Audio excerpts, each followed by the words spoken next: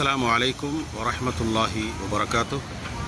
ஒளிபொருந்திய மதீனத்துல் முனவ்வரா ரவுலா ஷரீஃபிற்கு அருகிலிருந்து ஒரு சிறிய பதிவும் பகிர்வும். நம் உயிரினும் மேலான நபிகள் நாயகம் ஸல்லல்லாஹு அலைஹி வஸல்லம் அவர்கள் மீது ஸலவாத்து சொல்லிக்கொள்வோம். அல்லாஹும்ம ஸல்லி அலா முஹம்மதனின் நபியில் உம்மி வ அலா ஆலிஹி வ ஸஹ்பிஹி வ ஸல்லிம் தஸ்லீமா.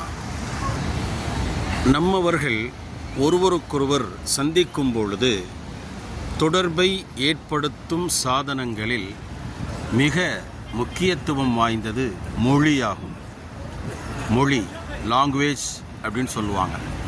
அரபியில் லுகா அப்படின்னு சொல்லுவாங்க. இன்னொரு வார்த்தை கூட லிசான் என்ற வார்த்தை இருக்கிறது. லிசான், லுகா, ஆங்கிலத்தில் லாங்குவேஜ் சொல்லுவோம், தமிழில் மொழி. இந்த மொழியை வழக்கு மொழி என்றும் ஒன்று இருக்கிறது, இலக்கண ரீதியில் பேசக்கூடிய மொழி என்று ஒன்று இருக்கிறது.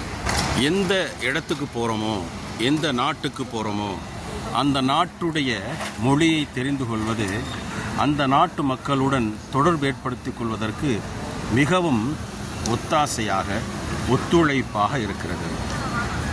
இறைவனருளால் இப்போ இங்கே அரபு நாட்டுக்கு வந்திருக்கிறோம். அரபி மொழி, இந்த அரபி மொழி நம்ம அவங்கள்ட்ட பேசும் பொழுது அவங்க ரொம்ப சந்தோஷமாக நம்ம அணுகிறாங்க. நம்ம பேச அந்த பேச்சு, இந்த மொழி தான் இணைச்சி வைக்கிது. உலக அரங்கில் பல்லாயிரக்கணக்கான மொழிகள் இருந்தாலும் நிறைய மொழி, கிளாசிக்கல் லாங்குவேஜ், நிறைய அதுக்கான விஷயங்கள் சொல்கிறாங்க. அப்போ அந்த அரபி மொழி இப்போ இங்கே வரக்கூடிய மக்களுக்கு அரபி மொழி தெரிஞ்சால் பல வகையில் அவங்களுக்கு உதவி ஒத்தாசையாக இருக்கின்றது என்பதை நாம் புரிந்து கொள்ள முடிகிறது.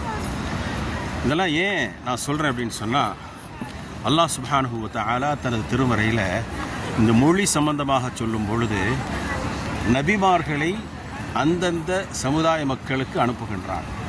அவ்வாறு அனுப்பும் பொழுது அந்தந்த மக்களுடைய மொழியை பேசக்கூடிய நபி அனுப்புகிறான். நபி ஸல்லல்லாஹு அலைஹி வஸல்லம் இங்கே அரபு மண்ணில் பிறக்கிறாங்க. அப்போ அவங்க மார்க்க அழைப்பு பணியை அரபி மொழியில் தான் சொல்ல முடியும். அப்போ அந்த மொழி தெரிந்தவர்களை அல்லாஹ் நபியாக அனுப்புகின்றான். இது ஒரு செய்தி. இப்போ தொடர்பு ஏற்படுத்தக்கூடிய மொழிகள் இருக்குல்ல, அதை பற்றி அல்லாஹ் திருக்குர்ஆனில் என்ன சொல்கிறான்?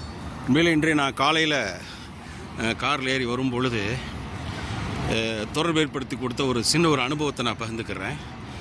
அவர் இன்னொரு நாட்டுக்காரர். என்னை பார்த்துட்டு நீ ஓமன் நாட்டுக்காரர் மாதிரி தெரியுற அப்படின்றாரு. நான் இந்தியா, சென்னை அப்படின்றேன். அவர் கொஞ்சம் நேரம் ஆகுது என்னை அவர் புரிஞ்சுக்கிறதுக்கு.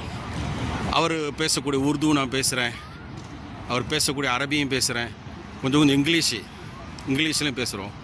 அதோடைய கிருபையில் ஒரு 6 மொழி நமக்கு தெரியும்னு வச்சுக்கோங்களேன்.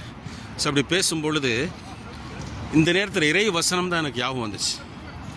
அல்லாஹ் குர்ஆனில் அஊது பில்லாஹி மினஷ் ஷைத்தானிர் ரஜீம் பிஸ்மில்லாஹிர் ரஹ்மானிர் ரஹீம் அர் ரஹ்மானு அல்லமல் குர்ஆன் ஹலக்கல் இன்சான அல்லமஹுல் பயான். ஹலக்கல் இன்சான அல்லமஹுல் பயான் என்ன அர்த்தம்? அல்லாஹ் மனிதனை படைக்கின்றான், மனிதனை படைத்து அல்லமஹுல் பயான். பயான் என்ற வார்த்தை அதாவது சொல்வதற்கும் புரிவதற்கும் அப்படி ஒரு அர்த்தம் வச்சுக்கலாம். கற்பதற்கும் கற்பிப்பதற்கும் அப்படியும் வச்சுக்கலாம். புரிவதற்கும் புரிய வைப்பதற்கும், கற்பதற்கும் கற்பிப்பதற்கும், பேசுவதற்கும் விளங்குவதற்கும் என்றெல்லாம் அந்த அர்த்தம் வச்சுக்கலாம். பயான் என்ற வார்த்தை தெளிவாக புரிந்து கொள்வதற்கான ஒரு தொடர்பு சாதனமாக மொழி இருக்கின்றது. அல்லாஹ்வுடைய வார்த்தை அற்புதமான ஒரு வார்த்தையாக நம்ம அதை பார்க்க முடியுது. தற்போது தமிழகத்தில் மொழி பிரச்சனை, மும்மொழி கொள்கை, இருமொழி கொள்கை என்றெல்லாம் பேசிட்டு அது ஒரு பெரிய சர்ச்சையாக ஆக்கி, அதை அரசியலாக ஆக்கி, சில அரசியல்வாதிகள் அதில் லாபம் எடுத்து இப்படிலாம் செஞ்சிட்டு இருக்கிறத பார்த்தா ரொம்ப மனவேதனை அடைகிறது. இந்த இடத்துல ஒரு சின்ன பதிவை நான் சொல்ல கடமைப்பட்டிருக்கிறேன். இங்கே இமாமுல் ஹரமைன் ஷரீஃபைன் தக்தூர் ஷேக் அப்துர் ரஹ்மான் சுதைஸ் அவங்க இந்த மொழி சம்பந்தமாக அழகான அற்புதமான வார்த்தையை சொல்கிறாங்க. என்ன சொல்கிறாங்கன்னா, நீ 100 மொழிகள் கூட கற்றுக்கொள், உனக்கு தேவையான நூற்றுக்கணக்கான மொழிகளை கற்றுக்கொள், ஆயிரக்கணக்கான மொழிகளை கூட கற்றுக்கொள். ஆனால் உன் தாய்மொழியை மறந்துவிடாத. இப்போ எனக்கு தாய்மொழி தமிழ் தான், தாய்மொழியை மறக்கக்கூடாது. நான் தாய்மொழி முக்கியமானது அப்படின்ற வார்த்தையை அவங்க சொல்கிறாங்க. இப்போ தேவை அனுசரித்து எந்த மொழி வேணாலும் கற்றுக்கொள்ளலாம்.